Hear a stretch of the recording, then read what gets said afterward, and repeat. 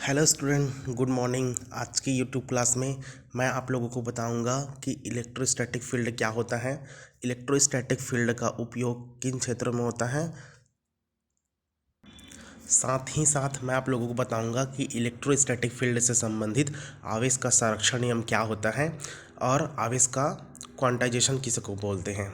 चलिए आज के इस क्लास में स्टार्ट करते हैं कि इलेक्ट्रोस्टैटिक फील्ड जिसको बोलते हैं स्थिर विद्युत क्षेत्र, ये क्या होता है। सबसे पहले देखेंगे हम इनका इंट्रोडक्शन क्या होता है कि जब दो पदार्थों को आपस में रगड़ने से कभी कभी उनमें अपने आसपास की रखी वस्तुओं को अपनी ओर आकर्षित करने का गुण आ जाता है तथा जिन पदार्थों में यह गुण उत्पन्न होता है उन पदार्थों को बोलते हैं इलेक्ट्रोफील्ड। ऐसे पदार्थों को क्या बोलेंगे, इलेक्ट्रोफील्ड। तथा ये क्या होता है कि जब पदार्थ में उत्पन्न इस गुण को और पदार्थ में जब ऐसे गुण उत्पन्न हो जाते हैं तो उस गुण को बोलते हैं इलेक्ट्रोस्टैटिस्टिक्स, मतलब स्थिर विद्युत क्षेत्र। आइए अब इसको एग्जाम्पल से समझते हैं। अगर कांच की एक छड़ है, उसको रेशम के कपड़े से रगड़ते हैं तो क्या होता है, कांच की छड़ से इलेक्ट्रॉन निकलकर रेशम के कपड़े में चली जाती हैं, जिससे कांच की छड़ में इलेक्ट्रॉन की कमी होती है और धनावेश, जिसके कारण उसमें क्या होता है, धनावेश उत्पन्न हो जाता है। सेम इसी प्रकार रेशम के कपड़े क्या करते हैं, इलेक्ट्रॉन को ग्रहण करते हैं, उनमें इलेक्ट्रॉन की अधिकता होती है, इसीलिए रेशम के कपड़े जो होते हैं ऋणावेशित हो जाते हैं।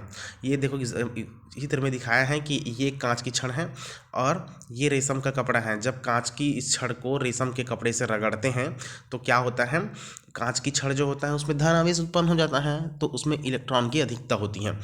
और उसी प्रकार जैसे रेशम के कपड़े से रगड़ते हैं तो वो क्या करता है, इलेक्ट्रॉन को ग्रहण करता है, तो रेशम के कपड़े क्या होते हैं, बहुत ज़्यादा उसमें क्या होते हैं, धनावेश उत्पन्न चला जाता है।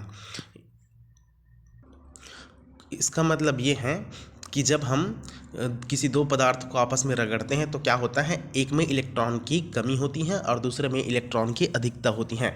इसी को इलेक्ट्रोस्टैटिक फील्ड में समझाने के लिए ये बताया गया कि जब दो पदार्थ को आपस में रगड़ते हैं तो उसमें क्या होता है, आपस में घर्षण होता है और एक में इलेक्ट्रॉन की अधिकता होती है और दूसरे में इलेक्ट्रॉन की कमी होती है।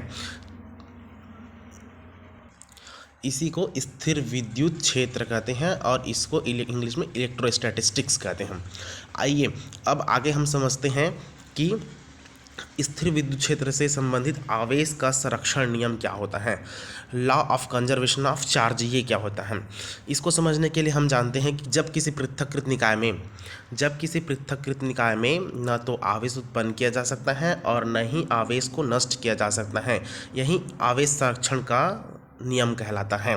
इसको कैसे समझ सकते हैं, एग्जाम्पल के तौर पे देखो कि जब कांच की छड़ को रेशम के कपड़े से रगड़े हम तो क्या हुआ, कांच की छड़ में इलेक्ट्रॉन की कमी हुई जिससे वो उसमें धनावेश उत्पन्न हुआ और रेशम का जो कपड़ा था उसमें इलेक्ट्रॉन की अधिकता हुआ क्योंकि वो इलेक्ट्रॉन को ग्रहण कर रहा था। तो कुल मिला के ये बोल सकते हैं कि कांच की छड़ को जब रेशम के कपड़े से रगड़े तो कांच की छड़ में जितना धनावेश उत्पन्न हुआ रेशम के कपड़े में उतना ही ऋणावेश होता है, अर्थात धनावेशों की संख्या ऋणावेशों की संख्या के बराबर होती हैं। इसी को बोलते हैं आवेश का संरक्षण नियम। इसके आगे मैं आप लोगों को बताऊंगा कि आवेश का क्वांटाइजेशन किसको बोलते हैं। आवेश का क्वांटाइजेशन ऑफ चार्ज, ये क्या होता है। इसको समझने के लिए मैं बताता हूं कि प्रकृति में आवेश क्या होता है। आवेश की निश्चित न्यूनतम मान जो होता है वह पूर्ण गुणांक होता है। इसे ही आवेश का क्वांटम या आवेश का परमाणुकता कहते हैं। इसको कैसे प्रदर्शित करेंगे, Q equal to plus minus n e, जहाँ Q क्या होता है, चार्ज होता है और N जो होता है नंबर ऑफ इलेक्ट्रॉन्स होते हैं और इलेक्ट्रॉन का चार्ज होता है इन, जहाँ पे हम N इक्वल टू 1 2 3 4 ये सब रख सकते हैं। इस प्रकार जब कोई वस्तु चाहे वह कितनी भी छोटी हो या कितनी भी बड़ी हो, उसमें आवेश सदैव क्या होता है, plus minus E plus minus 2 E plus minus 3 ई, इसका पूर्ण गुणक होता है। इसी को बोलते हैं आवेश का क्वांटाइजेशन।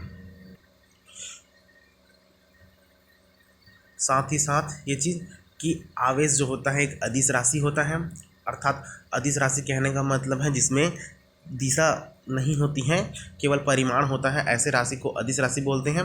आवेश क्या है? एक अदिश राशि है। इसका एसआई यूनिट क्या होता है? कूलाम होता है, और इसको सी से प्रदर्शित करते हैं।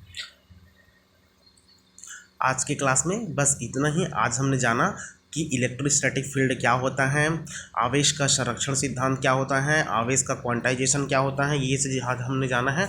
इसके आगे हम आवेश से संबंधित या इलेक्ट्रोस्टैटिक फील्ड से संबंधित कूलाम का नियम पढ़ेंगे। आज के क्लास में इतना ही। Thank you so much students.